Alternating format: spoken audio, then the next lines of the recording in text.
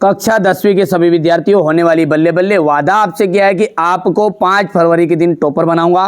तो देखिए इस तरह का आपका पेपर का ये फॉन्ट रहने वाला है, ठीक है भैया। लेकिन मैं आपको इस तरह के पेपर बताऊंगा।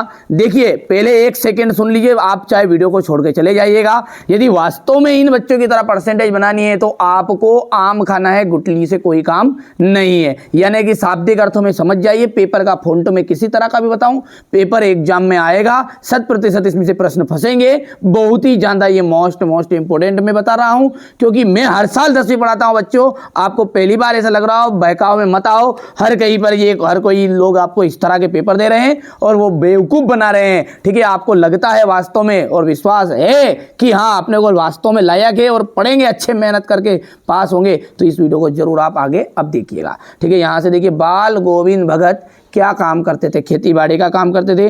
शब्द गुण कितने प्रकार के होते हैं? तो 3 प्रकार के होते हैं। भोलानाथ किसे देखकर से सकना भूल गए? अपने साथी बच्चों को खेलते हुए देखकर। प्रयोगवाद के जनक माने जाते हैं तो निराला जी की अज्ञे जी माने जाते हैं, तो अज्ञे माना जाते हैं। सुर सारावली के कवि का नाम क्या है? सूरदास जी है, ठीक है। चौपाई छंद में कितनी मात्राएं होती है? चौपाई छंद में 16 मात्राएं होती है। अर्थ के आधार पर वाक्य हो जो होते हैं वो 8 प्रकार के होते हैं। कितने प्रकार के? 8 प्रकार। सांप को देखते ही बच्चे गिरते, रो पड़ते, रोते, चिल्लाते, भाग चले। तुलसीदास जो है राम भक्ति शाखा के श्रेष्ठ कवि है। महाकाव्य में जीवन का संपूर्ण चित्रण होता है। छंद जो होते हैं वो कितने प्रकार के होते हैं? 2 प्रकार के होते हैं। बाल गोविंद भगत का जो बेटा है वो सुस्त तथा बोधा था, ठीक है। नाटक सम्राट, नाटक सम्राट किसे कहा जाता है? केशंकर प्रसाद। राम वृक्ष बेनीपुरी पिता के फूल। परिणाम वाचक आ जाएगा क्रिया का के परिणाम का बोध। हिरोशिमा,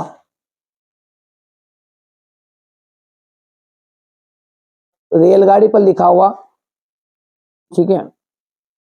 वाराणसी उत्तर प्रदेश, जयशंकर प्रसाद का जन्म स्थल। और आवश्यकता से अधिक बड़ा चढ़ाकर कहना, वो हो जाएगा आपका अतिशयोक्ति अलंकार, ठीक है। जैसे आप कहते हैं ना अपन, ठीक है, बड़ी अचानक नदी पार के घोड़ा कैसे उतरे पार, राणा ने सोचा इस पार जब थके था उस पार। इसको मतलब क्या, यहाँ पर बातों को क्या बड़ी चढ़ाकर कहा है। एक से अधिक अर्थ व्यक्त करने वाले शब्दों को क्या कहते हैं? अनेकार्थी शब्द। लोकोक्ति या कहावत किसे कहा जाता है? ऐसा कथन जिसका विशेष अर्थ होता है। ड्राइवर कम गाइड का नाम क्या था? जितेन नार्गे। भयानक रस का स्थायी भाव होता है भय।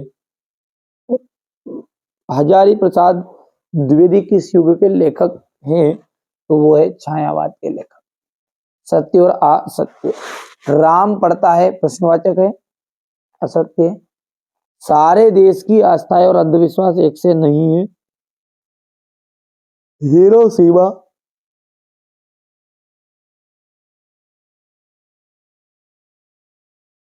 बाल गोविंद भगत ग्रस्त नहीं थे, वो ग्रस्ती थे, ठीक है। अब यहां से देखिए क्वेश्चन नंबर जो 6 है, भगत अपने बेटे की मृत्यु के बाद अपनी भावनाएं किस तरह व्यक्त की? बिस्मिल्लाह खा के व्यक्तिगत को कौन कौन सी विशेषताओं को प्रोवाइड किया? तो ये सारा सॉल्यूशन मैं आपको, ठीक है, कॉपी के माध्यम से पूरा सॉल्यूशन दे रहा हूँ, ठीक है। आप तो बढ़िया से मेहनत करना है। ये देखिएगा यहां से, चलिए घबराइए मत, आप है ना बिल्कुल अच्छे से कंप्लीट करिए। जो चीजें बता रहे हैं ना उनको आप अच्छे से कंप्लीट कर लो बस। बाकी बहुत सारी चीजें आपको अनावश्यक चीजें जो नहीं पढ़नी है, और अच्छे से तैयारी करेगा।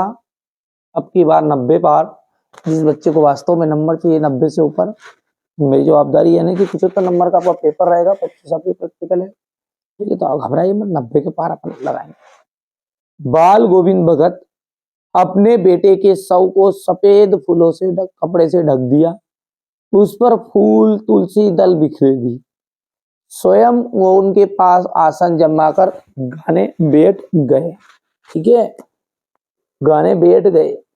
और वे तल्लीनता से कबीर के पदों को गाने लगे। उनके अनुसार मृत्यु के बाद जीवात्मा अपने प्रेमी परमात्मा से जाकर मिलती है, इसलिए मृत्यु अवसर आनंद का समय है, रोने का नहीं। वे अपने पुत्र वधु को भी उत्सव मनाने के लिए कहते हैं। तो ये हो गया आपका बाल गोविंद भगत के बेटे की जब मृत्यु हुई तो उनका जो भावनाएं थी वो किस तरह व्यक्त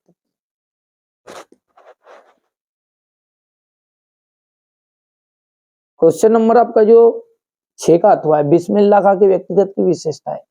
देखिए अहंकार तथा बनावटीपन का जो जीवन है उससे दूर थे, ठीक है भैया। स्वभाव से भोले भाले तथा सरल थे।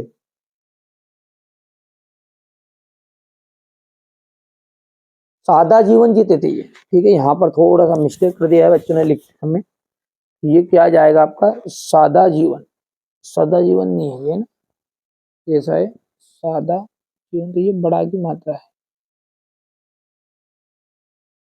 ठीक है भैया। सादा जीवन जीते थे। अब यहां से आप देख सकते हैं ये क्वेश्चन नंबर 7 है। बढ़िया से आप तो कंप्लीट कर लेना स्क्रीनशॉट के माध्यम से, आप पूरा आप तो कंप्लीट करो, है ना।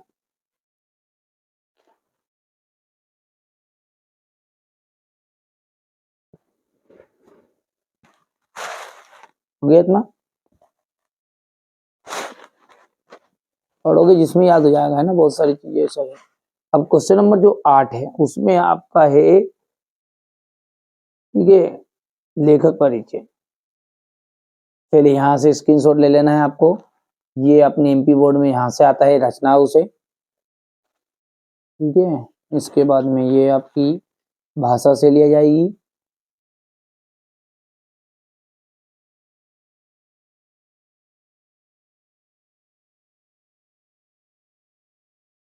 हो गया इतना। इसके बाद में ये साहित्य में स्थान, और यहाँ से आपका जो अगला है, ठीक है, भदंत आनंद कौशल्यान का, ये आपका जीवन परिचय इतना है, यहाँ से करना है कंप्लीट।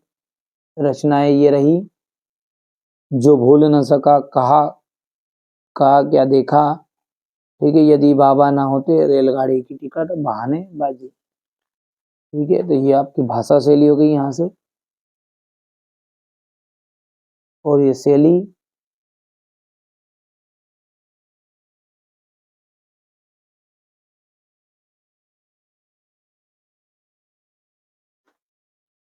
और यहाँ से देख लीजिए भावात्मक शैली। और साहित्य स्थान आप ऐसा लिखना कि इनका साहित्य में एक विशिष्ट स्थान है, इनका साहित्य में एक विशिष्ट स्थान है, इनके सहयोग के लिए इस हिंदी साहित्य ने सदाई स्मरणीय करेगा, ठीक है। चलिए, तो इसके बाद में हम क्वेश्चन आगे की बात करें तो ये अगला क्वेश्चन क्या है आपका, क्वेश्चन नंबर 9 है ये इसका अथवा हो गया यहाँ से। क्वेश्चन नंबर 10,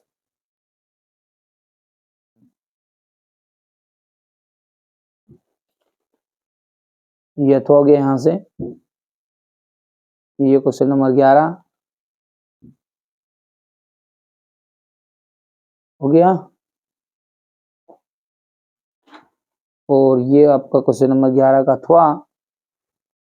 अब आगे की बात करें अपन तो क्वेश्चन नंबर जो 12 है इसमें आपको एक तो मंगरेश डबराल, तो ये मंगरेश डबराल का जो जीवन परिचय दिया है, तो यहाँ से आप कर सकते हैं। ये वैसे जीवन परिचय यहाँ से पूछता नहीं, काव्यगत विशेषता पूछता है, रचनाएं।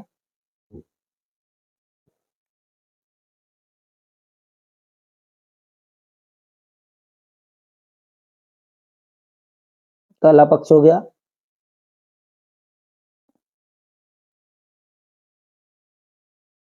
यहाँ से ये साहित्य में स्थान।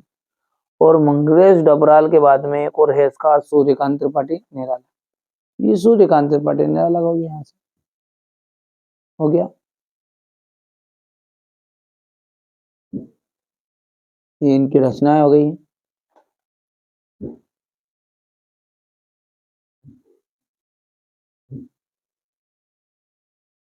यहाँ से हो गया। ये कला पक्ष है,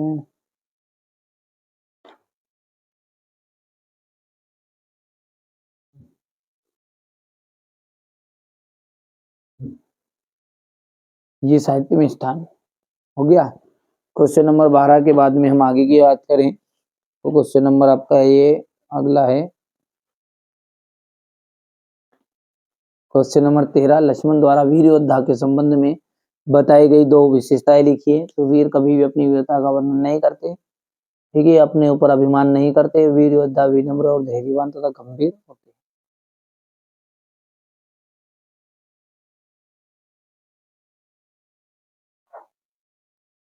चलिए अगला देखते हैं, और अगला क्या है आपका, क्वेश्चन नंबर 14 है ये। ठीक है, ये इसका अथवा है।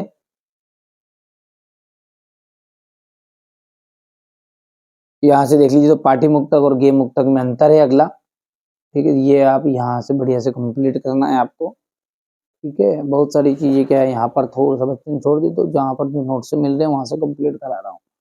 वीर रस क्या है, सभी सीधी सी बात है, किसी को देख काव्य को देखने में, सुनने में, पढ़ने में जो उत्साह आता है ना, बुंदेले हरबोलों के मुख से हमने सुनी कहानी थी, खूब लड़ी मर्दानी वो तो झांसी वाली रानी थी। ये देखिए एक गलती यहाँ पर बच्चे ने कर दी कि ये कहानी जो है ना ये यहाँ पे लिखा, यानी जो एक लाइन है ये अंतराल है, ये अंतराल जिसे अपन बोलते हैं अंतराल, ये अंतराल, एक ही लाइन का होना चाहिए, कहानी थी ये पूरी, और दूसरी लाइन में वाली रानी थी, ये ऐसी बात थी। तो है ना, आप ध्यान रखना है छोटी छोटी चीजों का, है ना। दोहा छंद के प्रत्येक चरण में कितनी कितनी मात्राएं होती है।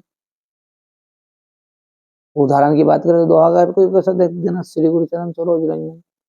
ठीक है, ये पुनरुक्ति प्रकाश अलंकार।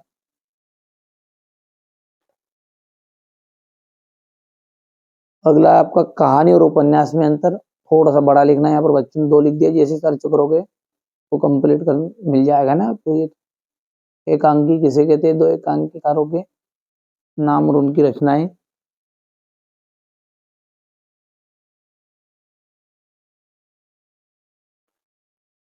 क्वेश्चन नंबर 18 है, संदर्भ प्रसंग व्याख्या।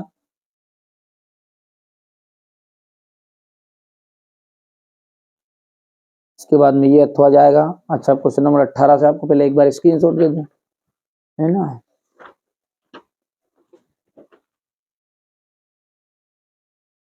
यहाँ से देखिए बढ़िया से कंप्लीट कर लीजिएगा ये।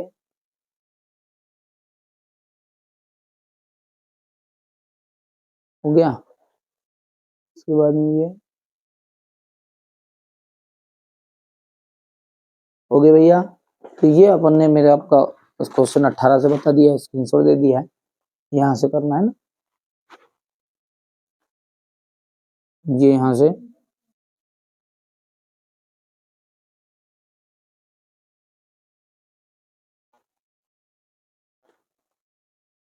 ये यहाँ